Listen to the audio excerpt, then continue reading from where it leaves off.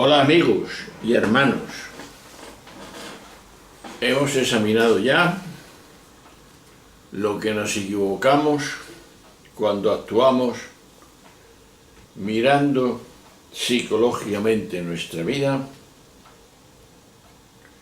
Decíamos el otro día, ¿cómo lo llevo a cabo este examen? Pues bien, entramos y seguimos en la semana 26 del tiempo ordinario y en el ciclo B de la liturgia de la Iglesia Católica. Es 3 de octubre, miércoles, y sigue Lucas en el mismo capítulo 9, pero en el versículo del 57 al 62.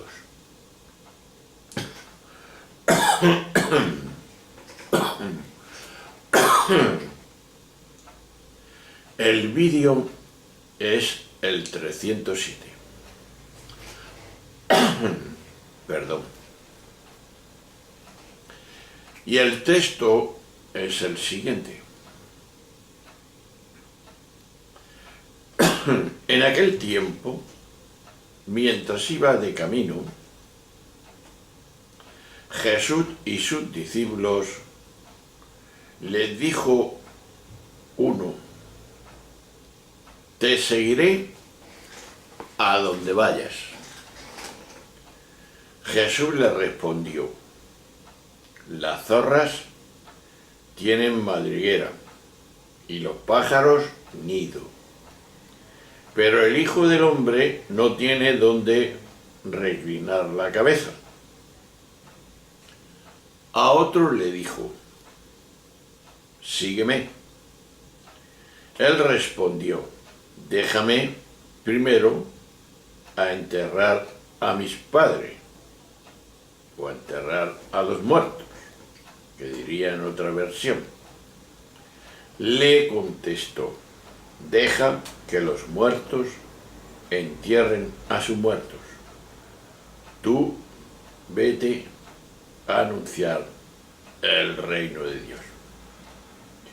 Otro le dijo: te seguiré, Señor, pero déjame primero despedirme de mi familia. Jesús le contestó: el que echa mano al arado y sigue mirando atrás no vale para el reino de Dios. Chapó. Palabra del Señor. Este Jesús nos saca de quicio, ¿o no? Veamos. Los dichos de Jesús, recogidos en este texto, recuerdan aquellas sentencias zen que buscan despertar al oyente lector, haciéndole ir más allá de la mente pensante, precisamente porque la radicalidad con que vienen formuladas logra detener la rutina del pensamiento. Esto es una realidad. De esto surge una pregunta. ¿Cómo puede ser, discurre la mente descolocada, que no tenga donde reclinar la cabeza, o que no se pueda primero dar sepultura al propio Padre, o que ni siquiera se permita despedirse de la propia familia? Esto, ¿qué significan? Es otra pregunta. Estas palabras extrañas, parecen inhumanas, que parecen fuera de toda lógica humana, porque yo que no pueda despedirme de mi familia por seguir a él y que no pueda enterrar a mi padre que se ha muerto, parece ilógico y no razonable.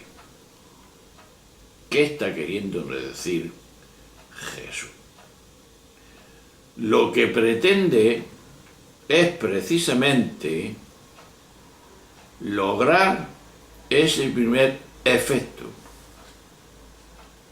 que la mente se detenga y se cuestione.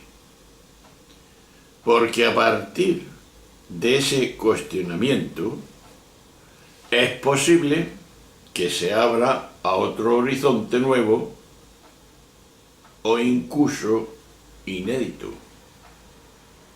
para ella. De aquí surge otra pregunta. Estamos de preguntas. Y si las cosas no fueran como las hemos venido pensando habitualmente,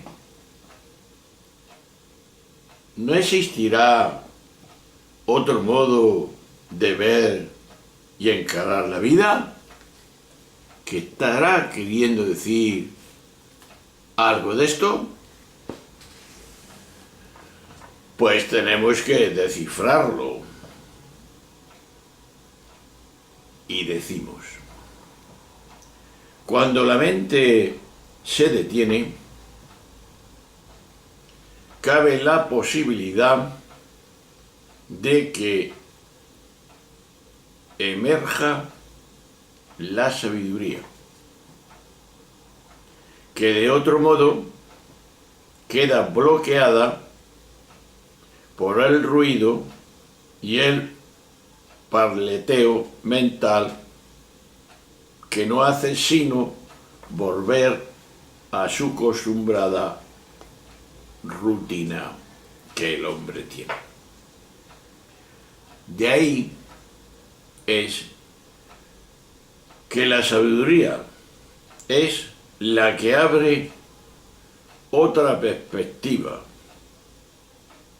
al hacer intuir, en este caso, que existe algo infinitamente más importante que aquello que nos parecía prioritario.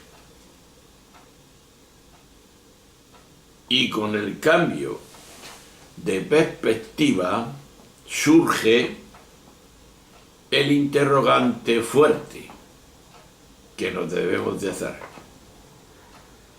¿Qué es eso algo más rico y más urgente que la casa, que los deberes más sagrados,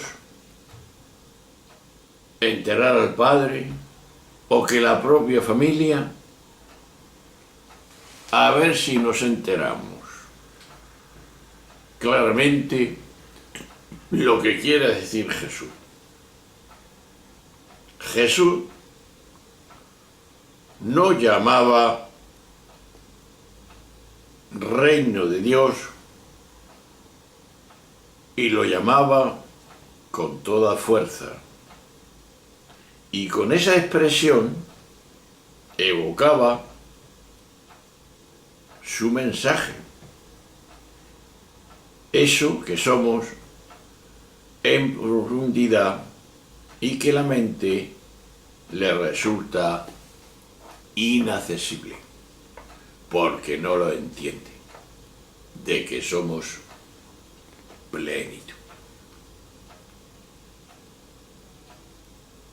Tenemos que no olvidar que la mente es la loca de la casa, la que nos vuelve locos a todos, aunque tenemos que razonar con ella.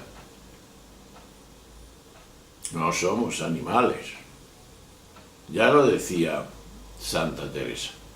La mente, la cabeza, es la loca de la casa. Pero prosigamos. La mente no podrá sacarnos del mundo de lo conocido. Por eso se requiere detener el pensar para que emerja la atención. Y cuando en lugar de pensar atendemos, empiezan las sorpresas a acudir.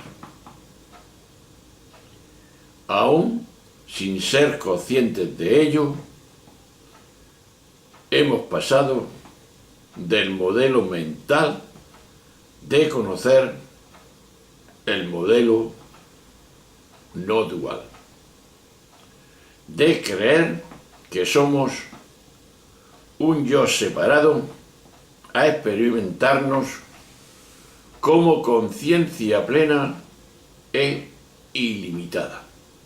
Así, desde ese nuevo modelo de cognición, todo lo percibido, el modo como anteriormente veíamos las cosas, quedan radicalmente modificados. ¿Y qué pasa? Y venimos a ser conscientes de que nada es lo que parece, mirándolo con la mente. Habíamos vivido sustancialmente confundidos y sufriendo inútil e innecesariamente. Así, porque la sabiduría nos trae ahora la luz y nos libera del sufrimiento. Tenemos que saber que cuando decimos sabiduría es el saber de Dios.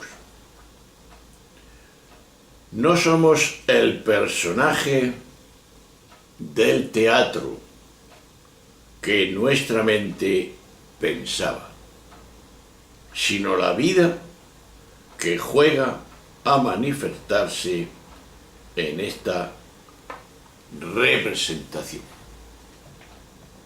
¿Te parece? Todo esto es psicología, pero también es sabiduría. De ahí el pensamiento fuerte que debemos de tener ante la pregunta que hoy nos vamos a hacer. ¿Y si las cosas no fueran como siempre he pensado? En la incógnita. ¿Y si estuviera engañado? ¿Y si me hubieran engañado?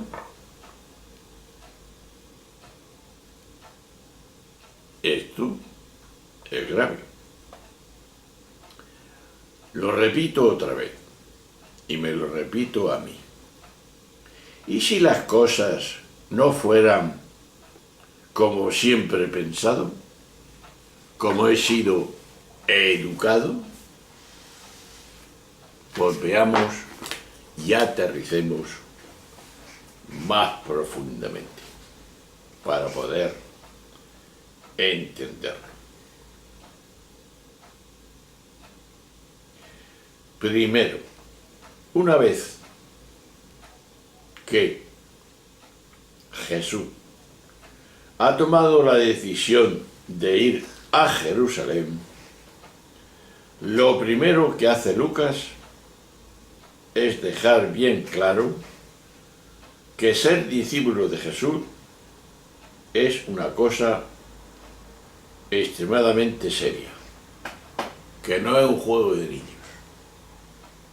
porque pone al descubierto que si se asume el seguimiento de Jesús, pueden entrar en conflicto diversas lealtades. Quizá las más serias lealtades de la vida, de nuestra vida. Pues bien, seguimos. Se trata concretamente, hermanos y amigos, de 3 lealtades fundamentales, que son: primero, renuncio al estatus, que quiere decir estar dispuestos a perder seguridades, instalaciones y dignidades para verse, si es preciso, peor con las alimañas del campo. Segundo, renuncia a las condiciones religiosas tradicionales. Eso es lo que significa la renuncia a enterrar al propio padre, ya que para los piadosos judíos de entonces el último servicio a los muertos era considerado como la cima de todas las buenas obras de la ley. Y tercero, renuncia a ataduras que impiden el servicio incondicional al reino, que se traduce es la libertad ante los vínculos de sangre que más condicionaban a la gente en el modelo de familia patriarcal de aquel tiempo. Y por último, para aclarar las cosas, si podemos entender, tenemos una pregunta antes de entrar en ello. ¿Qué hay detrás de estas exigencias tan radicales? Porque son radicales.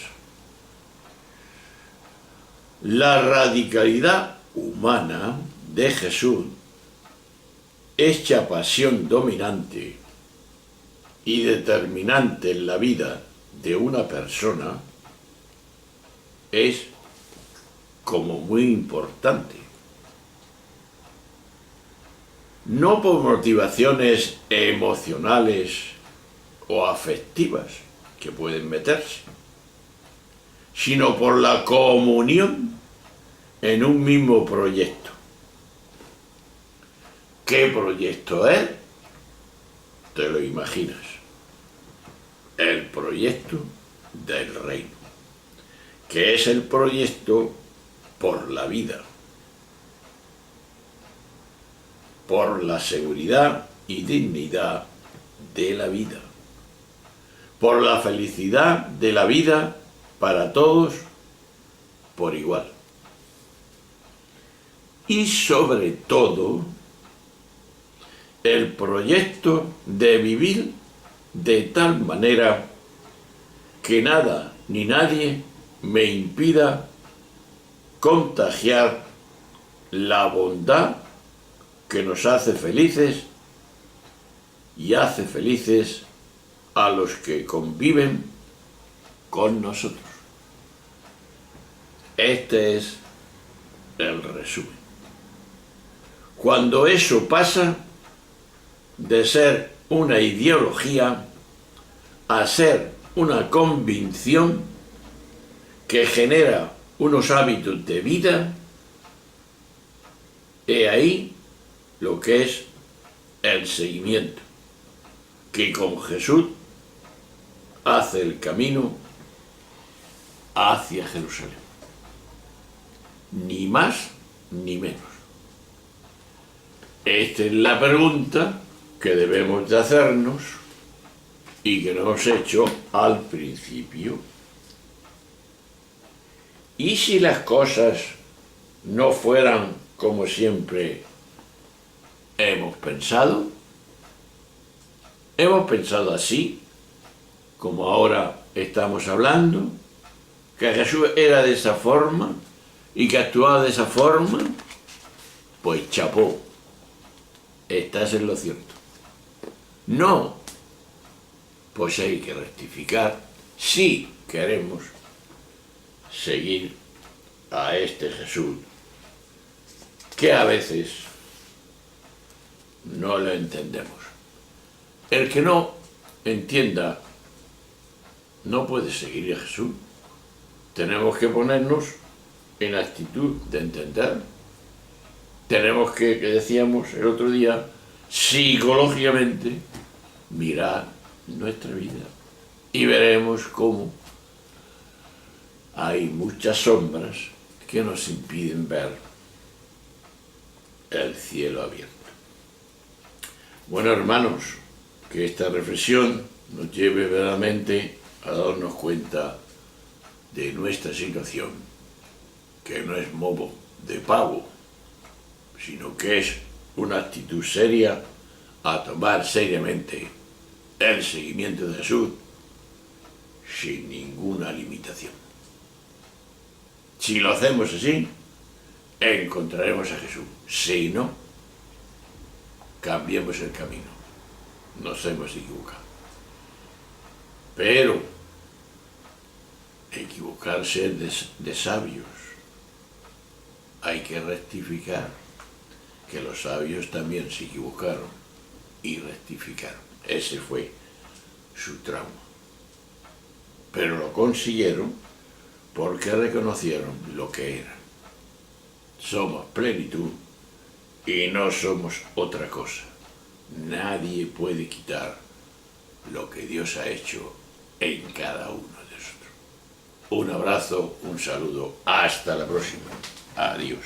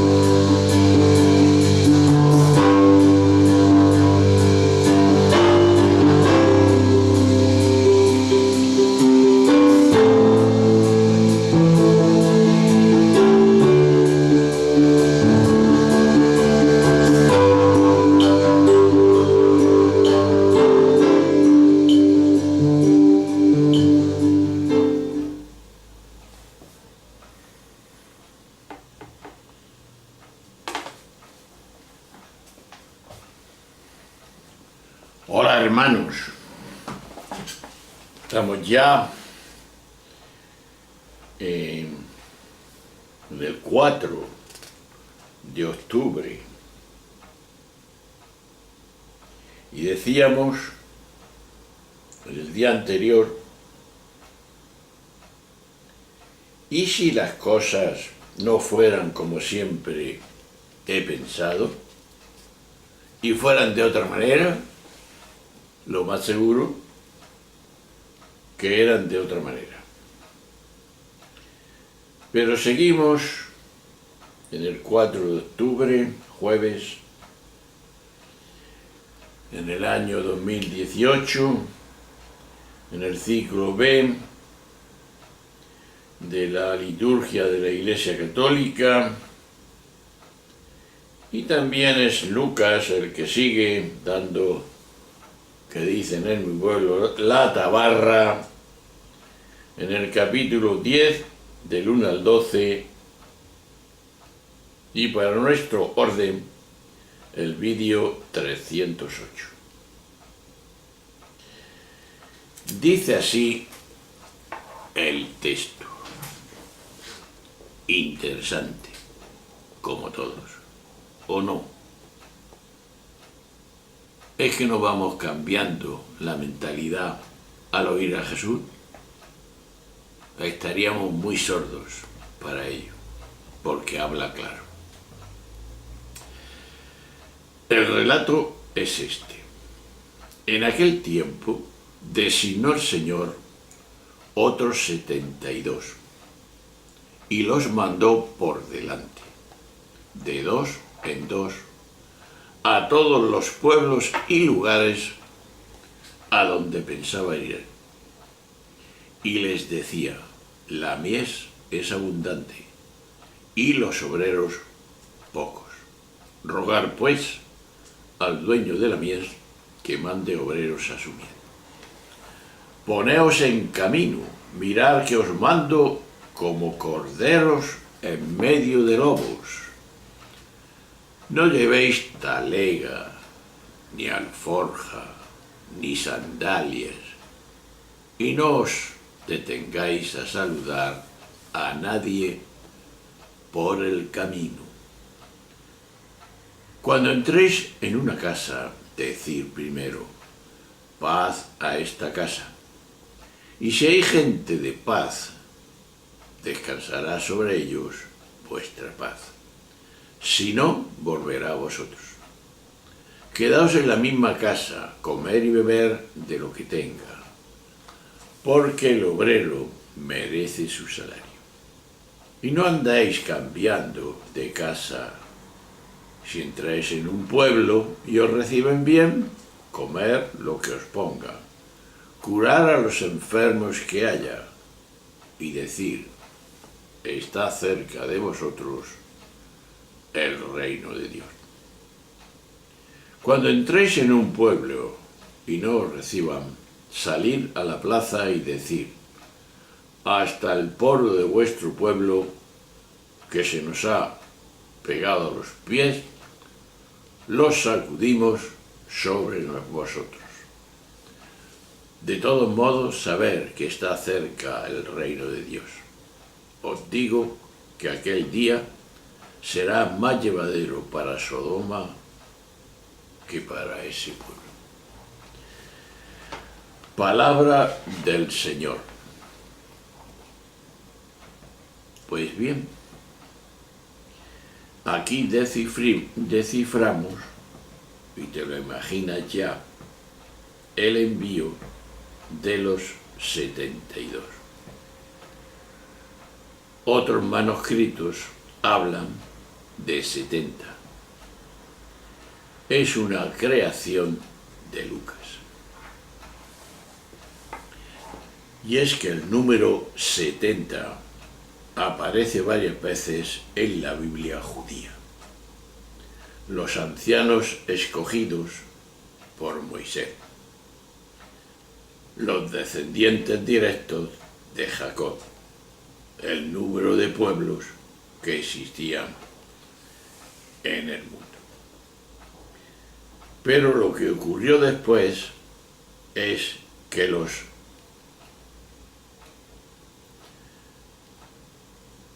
70 tradujeron el texto hebreo por 72. Y esa es la traducción utilizada por Lucas. También la imagen de Israel como mies aparecía ya en los profetas. Pues bien, los discípulos ven a Israel como un campo de trabajo, mies a punto de ser cosechada. Y reconocen sus escasos medios para semejante tarea, hasta sentirse incluso como corderos en medio de lobos. Es una expresión que revelaría bien la sensación de aquellos primeros misioneros en un ambiente que debían permitir como hostil, percibir mejor como hostil.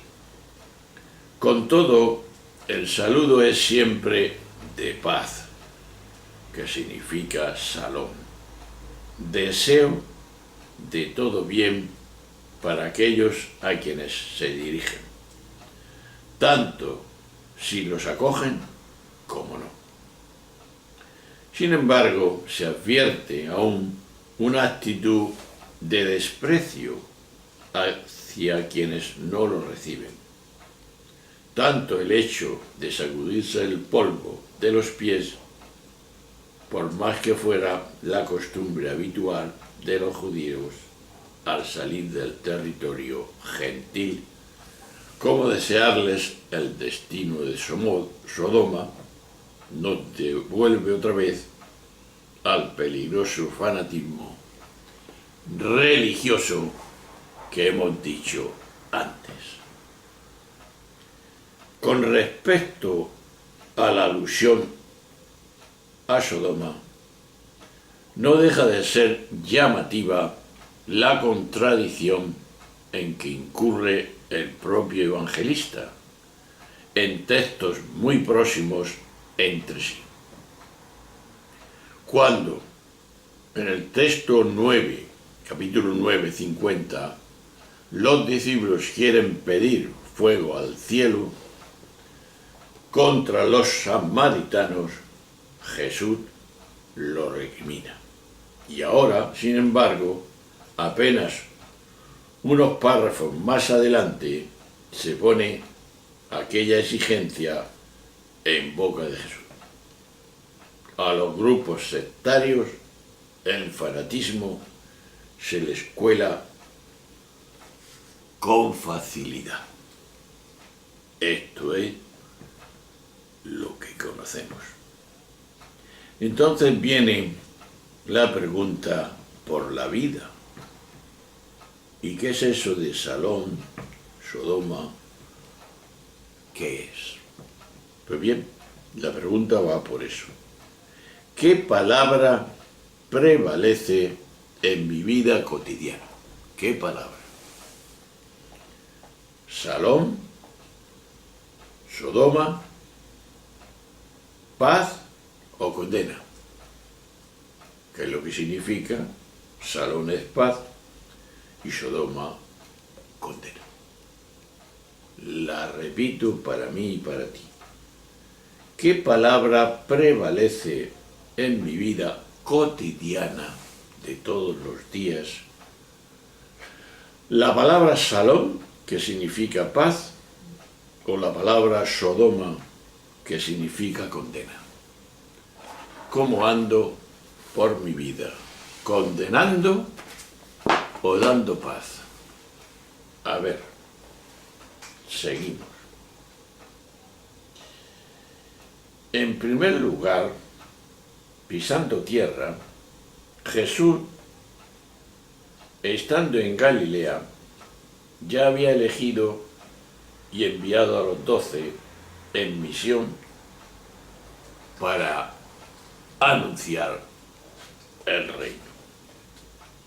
Ahora, una vez emprendido el camino hacia Jerusalén, Lucas menciona un segundo envío, esta vez más numeroso, de discípulos que han de ir de pueblo en pueblo anunciando el mensaje del reino.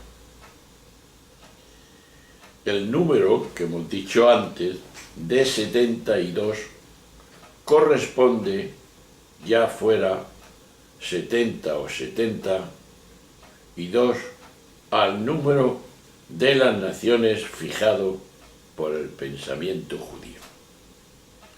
Pero lo importante en este relato está en que, de acuerdo con lo que aquí se dice, Es evidente que Jesús consideró que los apóstoles nada más no habían bastante. Eran pocos, los 12. Ni los 12 eran suficientes para extender el mensaje del reino a todas las naciones de la tierra.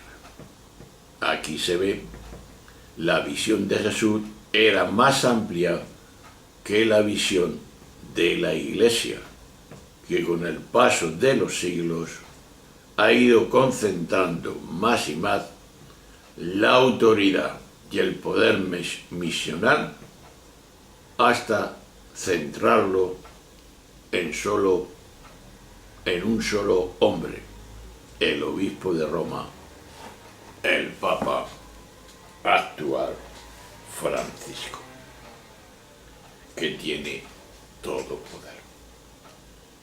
Bien, visto esta situación, estos materiales que parecen en los sinópticos, está claro que el cristianismo nació psicológicamente como un movimiento de carismáticos itinerantes que iban de pueblos en pueblos, de ciudad en ciudad. No estaban estancados. Lo que es tanto como decir que nació como un movimiento automarginados. De hecho, Jesús fue un carismático, teniendo en cuenta que el carisma se entiende como el don de ejercer autoridad sin basarse en instituciones y funciones previas. Jesús, al igual que los discípulos que escogió, no tuvieron ni estudios, ni títulos, ni formación previa, ni pertenecieron a ninguna institución que les diera autoridad o credibilidad ante la sociedad en que vivieron. Resumiendo y aclarando dentro de lo que podemos, la pregunta surge así: ¿cómo se explica que aquel movimiento de personas incultas y sin título alguna llegaran a ejercer una influencia tan fuerte?